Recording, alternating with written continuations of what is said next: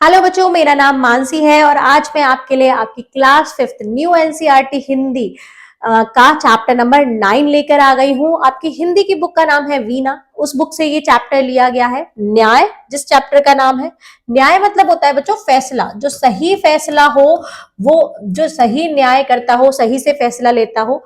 तो बच्चों ये एक नाटक है जिसकी प्रस्तुति मंच पर की जाती है। तो चलिए पढ़ते हैं। पहले पात्र क्या क्या होंगे जो इसमें मतलब कौन कौन से पात्र इसमें होंगे, तो चलिए देखते हैं। सिद्धार्थ है इसमें, पात्र से परिचय कर लेते हैं कि कौन कौन है। कपिल वस्तु के राजकुमार हैं जो सिद्धार्थ। शुद्धोधन है कपिल वस्तु के महाराजा। सखा सिद्धार्थ के मित्र हैं।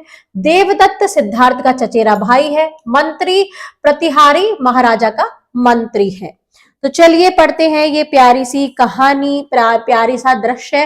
पहला दृश्य, फिर दूसरा दृश्य देखेंगे कि क्या होगा मंच पर।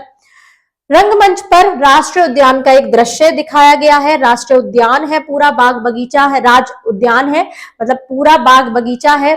संध्या काल का समय है मतलब शाम का समय है। मंच पर लालिमा फैली हुई है, किरणें चित्र बनाती हैं, पुष्प झूम रहे हैं। दूर नेपथ्य में वन से लौटती गायों का स्वर उठता हुआ, पक्षी विदा का गान गाते हैं। उद्यान में इस समय कपिल वस्तु के राजकुमार सिद्धार्थ प्रचंड एक वेदी पर बैठे हैं, मतलब वो एक वेदी पर बैठे दिखाई दे रहे हैं। पास ही उनका एक सखा है, दोनों बात कर रहे हैं, दोनों दोस्त शाम के टाइम बात कर रहे हैं, ऐसा दृश्य दिखाया गया है। तो सिद्धार्थ कहते हैं, देखो मित्र, कैसा सुहावना समय है, कैसी शांति है। पक्षी लौट रहे हैं, वे अपने बच्चों से मिलने को व्याकुल हैं और गाय अपने बछड़ों को प्यार करने के लिए उतावली हो रही है। मतलब शाम हो रही है तो सब अपने घर जा रहे हैं, अपने बच्चों के पास। गायों के बछड़े बच्चियों को रंभाने के स्वर उठते हैं, उनकी आवाज आती है। रंभाना मतलब उनकी आवाज, बछड़े बच्चियों की। सखा कहता है, जो मित्र है वो कहता है, हाँ कुमार सुनो, बछड़े कैसे स्नेह से पुकार रहे हैं, जैसे अपनी माता को आवाज लगा रहे हैं। भला कुमार, वे कैसे जानते हैं कि यह समय उनकी माओ के घर लौटने का है? वो कैसे जान जाते हैं कि शाम के टाइम उनकी जो माता है गैया, वो वापस आने वाली है? सिद्धार्थ कहते हैं, तुम्हारी बात तो ठीक है, पर मित्र देखो ना, जब भोजन का समय होता है तो हमें अपने आप भूख लगाती है। हमें कैसे लगती है भूख जब भोजन का समय होता है? सखा, हाँ कुमार, यह बात तो है, सोने के वक्त नींद भी आ जाती है। सिद्धार्थ, ऐसा कैसे हो जाता है मित्र? बड़े अचरज की बात है। दोनों आपस में बात कर रहे हैं। सखा कहता है, अचरज तो है ही, देखो ना, सूरज रोज सवेरे पूरब से निकलता है और शाम को पश्चिम में छिप जाता है। सिद्धार्थ कहता है इस पर, और गर्मी हर साल एक ही समय पर शुरू होती है, पानी भी हर साल नियत समय पर पड़ता है, मतलब बारिश अपने समय पर आती है। ऐसा मालूम होता है कि हर वस्तु का एक स्वभाव होता है। पक्षियों के उड़ने की फड़फड़ाहट की आवाज आने लगती है इतने में। सखा कहता है ऊपर देखते हुए, हाँ शायद यही बात है। अरे अरे कुमार, ऊपर तो देखो, कैसे सुंदर पक्षी हैं, कि कितने सुंदर सुंदर पक्षी ऊपर उड़ रहे हैं। सिद्धार्थ ऊपर देखते हुए, अरे मित्र, ये तो राजहंस है। मतलब कैसा सुंदर पक्षी है? वो कहते हैं कि तो राजहंस है। सखा, देखो इकट्ठे उड़ते हुए कैसे अच्छे लग रहे हैं, एक साथ उड़ रहे हैं तो ये कितने अच्छे लग रहे हैं। राजहंस को देखते हुए कहते हैं। सिद्धार्थ कहता है, सचमुच अच्छे लगते हैं। इनकी गर्दन तो देखो कैसे आगे को निकली हुई है, जैसे हवा में तैर रहे हैं। सखा कहता है, दोस्त कहता है, और तुम क्या समझते हो कुमार, ये तैर तो रहे ही है। पानी पर चलना तैरना कहलाता है और हवा में चलना उड़ना। जब हवा में चलते हैं तो उसको उड़ना कहते हैं, और जब पानी में चलते हैं तो उसको तैरना कहते हैं। इस पर सिद्धार्थ हंसकर कहता है, सच मित्र, तुम तो बहुत बातें जानते हो। सखा हंसकर कहता है, पर तुमसे कम, मैं तुमसे कम जानता हूँ। गुरुजी कहते थे कि सिद्धार्थ पिछले जन्म में कोई योगी था, जो सब उसको पता है। सिद्धार्थ अचरज से, सच में ऐसा कहते हैं गुरुजी? तो वो सखा कहता है, हाँ सच में। सिद्धार्थ ऊपर देखते देखते, अच्छी बात है, मैं गुरुजी से पूछूंगा, योगी किसे कहते हैं? अब उसको योगी का मतलब ही नहीं समझ। अरे मित्र देखो, यह क्या हुआ? क्या देखते हैं वो? सखा घबराकर देखता है, क्या हुआ कुमार? अरे ये किसने तीर चलाया? मतलब किसी ने तीर मार दिया, तो उस राजहंस के क्या लग गया? देखो यहाँ पर तीर लग गया। सिद्धार्थ उतावला, और उस पक्षी को देखो, वह किस तेजी से धरती पर गिर रहा है। तेजी से धड़ाम वो धरती पर गिर रहा था तीर लगते ही। सखा कहता है, उसी तरह वह घायल हो गया, उसकी चीख तो सुनो। और बाकी पक्षी कैसे प्राण लेकर भाग रहे हैं, सब डर के भाग रहे थे क्योंकि एक को तीर लग गया था। हंस की चीख सुनाई दे रही थी, उसका भूमि पर आते हुए दिखाई देना। सिद्धार्थ आगे बढ़ते हैं, हंस उसकी गोदी में आ गिरता है, मतलब वो ऐसे पकड़ लेते हैं उसको, हंस उनकी गोदी में गिर जाता है। उसके शरीर में तीर लगा हुआ है और खूब खून बह रहा था। कुमार करुणा से भरकर उसे संभालते हैं, मतलब प्यार से उसको संभालते हैं सिद्धार्थ।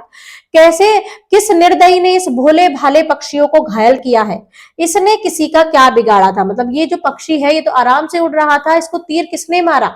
सखा, यह सुंदर जो है, प्यारा जो लगता है, इसलिए किसी ने तीर मारा होगा।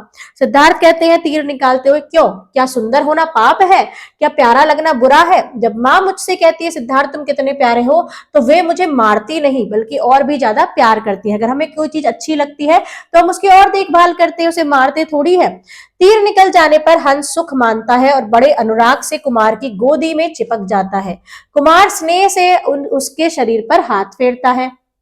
सिद्धार्थ कहता है, क्या तुम्हारा मन इसको मारने को चाहता है, क्या तुम्हें अच्छा लग रहा है, तो क्या तुम्हारा मन करेगा इसको मारूं।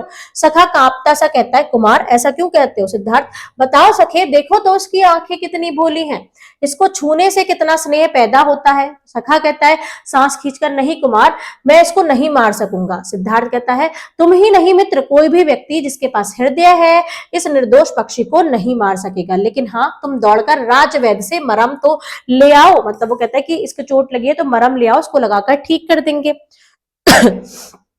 सखा कहता है, अभी जाता हूं। सखा जाता है, तभी कुमार देवदत्त तेजी से आते हैं।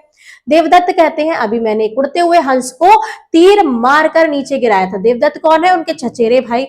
मैंने अपनी आंखों से उसे गिरते देखा था, वह इधर कहीं आया है। हंसकर कुमार के, मेरा लक्ष्य अब पूरी तरह सध गया है, मतलब अब मैं निशाना अच्छे से लगा सकता हूँ उड़ते पक्षी पर भी। कल मैं गुरुजी से कहूंगा कि वे कितने प्रसन्न होंगे। तुम मेरी गवाही दोगे ना कि मैंने सही निशाना लगाया था। सिद्धार्थ इस पर कहता है, हाँ मैं तुम्हारी गवाही दूंगा देवदत्त, तुमने एक निर्दोष पक्षी को मारने का प्रयास किया है, इसका प्रमाण यह हंस है, यह हंस को तुमने मारा है। सिद्धार्थ हंस को आगे बढ़ाते हैं। वह सहसा देवदत्त को देखकर चीखता है, मतलब हंस चीखता है और सिद्धार्थ की गोद में दिपक जाता है, छिप जाता है, क्योंकि उसे पता चल जाता है कि इसी ने तीर मारा है। देवदत्त कहते हैं, हाँ मेरा हंस तुम्हारे पास है, लाओ इसे मुझे दो। सिद्धार्थ, क्यों दो। देवदत्त, क्योंकि ये मेरा है। सिद्धार्थ कहते हैं, इसका प्रमाण कि ये तुम्हारा है। कैसे ये तुम्हारा है। देवदत्त, प्रमाण, अरे प्रमाण क्या, मैंने इसे मारा है, इसके शरीर में मेरा तीर लगा है। सिद्धार्थ, तुमने मारा है परंतु मैंने बचाया है, इसलिए यह हंस मेरा है, मैं तुम्हें नहीं दूंगा। देवदत्त कहते हैं, तुम्हें देना होगा। सिद्धार्थ, मैं नहीं दूंगा। देवदत्त फिर कहते हैं, तुम राजकुमार हो इसलिए धौंस जमाना चाहते हो, पर यह न भूलना मैं भी राजकुमार हूँ, मतलब मैं तुम्हारा चचेरा भाई ही तो हूँ, मैं भी राजकुमार हूँ, तुम राजकुमार होने का धौंस जमा रहे हो। इस पर सिद्धार्थ मुस्कुराकर, मैं कब कहता हूं तुम राजकुमार नहीं हो, पर उससे क्या होता है, मैं यह हंस तुमको कभी नहीं दूंगा। सखा का प्रवेश होता है, वह अचरज से देवदत्त को देखता है, फिर हंस को मरहम लगाता है, हंस फड़फड़ाता है, गोदी में चिपक जाता है और फिर शांत हो जाता है।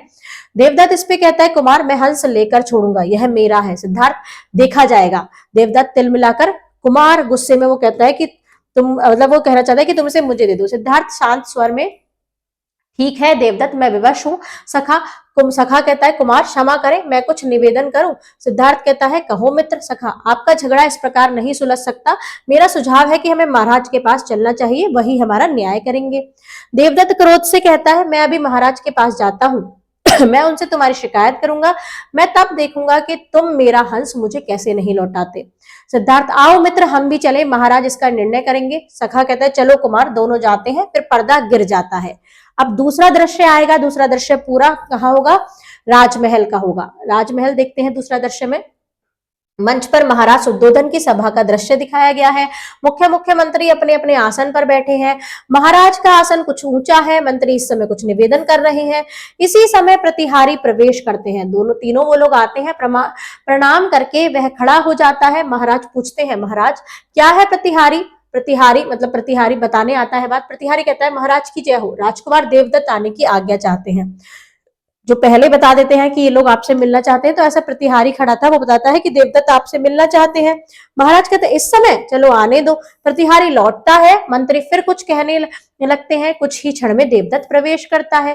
देवदत्त, मैं महाराज को प्रणाम करता हूँ। महाराज कहते हैं, देवदत्त कहो इस समय कैसे आए, क्या उद्यान में नहीं गए। उद्यान में जाते हैं वो शाम में। देवदत्त कहता है, महाराज मैं आपसे न्याय चाहता हूँ, राजकुमार मेरा हंस नहीं देते। महाराज मुस्कुराकर कहते हैं, राजकुमार सिद्धार्थ, तो उनकी बात कर रहे हो। देवदत्त कहता है, हाँ महाराज। महाराज कहते हैं, उसने तुम्हारा हंस छीन लिया है। देवदत्त कहते हैं हाँ महाराज, मैंने उड़ते हुए हंस को अपने तीर से मारा था, वह राजकुमार के पास जा गिरा, वे अब उसे नहीं लौटाते, न्याय से वह मेरा है। महाराज कुमार अब कहाँ है? देवदत्त उद्यान में महाराज। महाराज कहते हैं प्रतिहारी कुमार से कहो कि महाराज उन्हें याद करते हैं, मतलब महाराज उन्हें बुला रहे हैं। प्रतिहारी जो आज्ञा। महाराज कहते हैं कि हाँ ठीक है, जो आज्ञा आपकी महाराज, मैं बुलाकर लाता हूँ। प्रतिहारी प्रणाम करके मुड़ता है, तभी राजकुमार सिद्धार्थ हंस को गोद में लिए वहां प्रवेश करते हैं। सिद्धार्थ कहते हैं सिद्धार्थ आपको प्रणाम करता है महाराज। सखा कहता है मैं भी महाराज को प्रणाम करता हूँ। फिर महाराज कहते हैं सिद्धार्थ, देवदत्त कहता है कि तुमने उसका हंस छीना है, क्या यह ठीक है? यह जो हंस तुम्हारी गोद में है, क्या यह वही हंस है? सिद्धार्थ कहता है जी महाराज वही है। महाराज कहते हैं क्या यह देवदत्त का है? सिद्धार्थ जी नहीं, यह मेरा है। देवदत्त फिर से कहते हैं महाराज यह हंस मेरा है, इसको मेरा तीर लगा है। महाराज शांत। देवदत्त क्रोध मत करो, तुम कहते हो कि हंस तुम्हारा है क्योंकि तुमने इसको आखेट किया है, आखेट मतलब तुम इसको तीर मारा है। देवदत्त कहते हैं जी महाराज। फिर महाराज कहते हैं क्यों सिद्धार्थ, देवदत्त ठीक कहता है? सिद्धार्थ कहते हैं जी महाराज, हंस का आखेट देवदत्त ने किया था, इसको जो शिकार किया था वो देवदत्त ने किया था, इसका शिकार। महाराज तो फिर तुम कैसे कहते हो कि तुम्हारा, यह हंस तुम्हारा है? जब इसने मारा है तो इसका होगा। महाराज जी ऐसे कहते हैं। सिद्धार्थ कहता है फिर महाराज देवदत्त ने हंस को मारा है, परंतु मैंने उसे बचाया है, बचाने वाला मारने वाले से बड़ा होता है। वो ये चीज कहते हैं कि जिसने बचाया वो ज्यादा बड़ा है मारने वाले से। सभा में हर्ष की ध्वनि हो जाती है। महाराज पर सिद्धार्थ वीर अपना आखेट नहीं छोड़ सकता। वो कहता है कि सिद्धार्थ लेकिन जो उसने शिकार किया है वो उसको नहीं छोड़ेगा। सिद्धार्थ कहता है ठीक है महाराज, वीर अपना आखेट नहीं छोड़ सकता, परंतु वीर शरणागत को भी नहीं छोड़ सकता, कि मतलब मैं हूं, मैं जो मेरी शरण में आया मैं उसको नहीं छोड़ सकता। हंस मेरी शरण में आ चुका है, मैं उसे नहीं लौटाऊंगा। सभा में फिर हर्ष उमड़ता है, मतलब सब खुश हो जाते हैं। राजकुमार शांत मन से हंस को सहराते रहते हैं। महाराज की आंखों में स्नेह परित गर्व है। देवदत्त तिलमिलाता है, वो गुस्से में ही रहता है। देवदत्त कहता है महाराज मैंने पहले हंस को मारा है इसलिए वह मेरा है। सिद्धार्थ कहता है पहले मारा था तभी तो वह मेरी शरण में आया है, बिना मारे वह मेरी शरण में कैसे आता? सब लोग स्तंभित होकर एक दूसरे को देखते हैं कि अब क्या फैसला होगा। महाराज कहते हैं मंत्री जी समस्या जटिल है, आप कुछ रास्ता सुझा सकते हैं? अब इस पर मंत्री जी कहते हैं महाराज समस्या बड़ी आसान है, मुझे आज्ञा दे तो मैं अभी इसका निर्णय किए देता हूँ। महाराज हर्षित होकर कहते हैं नेकी और पूछ पूछ, मतलब अच्छी बात है करो। मंत्री जी यही तो हम चाहते हैं। मंत्री कहता है तो अभी देखिए महाराज मुड़कर कुमार देवदत्त, तुम कहते हो कि हंस तुम्हारा है। देवदत्त जी हाँ हंस मेरा है, मैंने उसे तीर मारकर गिराया था। मंत्री ठीक है। राजकुमार सिद्धार्थ तुम कहते हो कि हंस तुम्हारा है। सिद्धार्थ कहता है जी मंत्री जी, उसे मैंने बचाया है। मंत्री कहता है ठीक है राजकुमार, तुम हंस को यहाँ इस आसन पर बिठा दो। वो आसन पर बिठाते हैं। सिद्धार्थ जी बिठाता हूँ। राजकुमार आगे बढ़कर हंस को आसन पर बिठा देते हैं। हंस फड़फड़ाता है, राजकुमार उसे पुचकारते हैं। सिद्धार्थ डरो नहीं मित्र, तुम्हें कोई कुछ नहीं कहेगा, मैं यही हूँ। पीछे हट जाता है। मंत्री कहता है कुमार देवदत्त हंस यहाँ आसन पर बैठा है, तुम इसे बुलाओ। तो सभा अचरज से भरकर देवदत्त को देखती है। वह आगे बढ़कर हंस को पुचकारता है। देवदत्त पुचकार कर कहता है आओ मेरे पास आओ। पक्षी डरकर फड़फड़ाता है और चीखता है क्योंकि उसको पता है कि इसने तो मुझे मारा है। मंत्री कुमार देवदत्त हंस तुम्हारे पास नहीं आना चाहता। राजकुमार सिद्धार्थ अब तुम्हारी बारी है, तुम बुलाओ। देवदत्त मुंह लटकाए पीछे हटते हैं और सिद्धार्थ आगे बढ़ते हैं। सभा स्तंभित है। सिद्धार्थ प्यार से कहते हैं आओ मित्र मेरी गोद में आ जाओ। सिद्धार्थ के कंठ से स्नेह परित शब्द निकलते ही हंस एकदम उड़कर उनकी गोद में आ चिपकता है। महाराज के नेत्र सजल हो जाते हैं, मतलब उनके नेत्रों में पानी आ जाता है। मंत्री गंभीर स्वर में कहते हैं मंत्री देखिए महाराज, पक्षी ने अपने आप इस प्रश्न का निर्णय कर लिया है कि वह राजकुमार सिद्धार्थ के पास रहना चाहता है, वह उन्हीं को मिले। इस पर महाराज कहते हैं मंत्रीवर हमें तुम्हारा निर्णय स्वीकार है, हम आज्ञा देते हैं कि हंस राजकुमार सिद्धार्थ के पास रहे। यहाँ पर देखो ये गुस्से में है और हंस किसके पास आ गया? राजकुमार सिद्धार्थ के पास। सभा हर्ष और उल्लास से जय जयकार करती है। राजकुमार सिद्धार्थ प्रेम से हंस को छाती से चिपकाते हैं। देवदत्त गर्दन झुका लेते हैं। महाराज और मंत्री हर्ष से मुस्कुराते हैं। पर्दा धीरे धीरे गिरने लगता है, मतलब कहानी यहाँ पर पूर्ण होती है, नाटक उनका पूरा होता है। राजकुमार जाते दिखाई देते हैं। हंस उसकी गोद में चिपका है, जैसे बच्चा माँ की गोद में चिपक जाता है, पर्दा पूरा गिर जाता है। ये विष्णु प्रभाकर से लिया गया है। यहाँ पर बच्चों ये पाठ आपका होता है पूरा। इससे आपको सीखने को मिलेगा कि मारने वाले से बचाने वाला ज्यादा बड़ा होता है, इसलिए हमें सबके साथ दया की भावना रखनी चाहिए, चाहे वो मनुष्य हो, चाहे वो पशु हो, चाहे पक्षी हो। मिलते हैं नेक्स्ट वीडियो में नए चैप्टर के साथ। तब तक के लिए bye bye and thank you.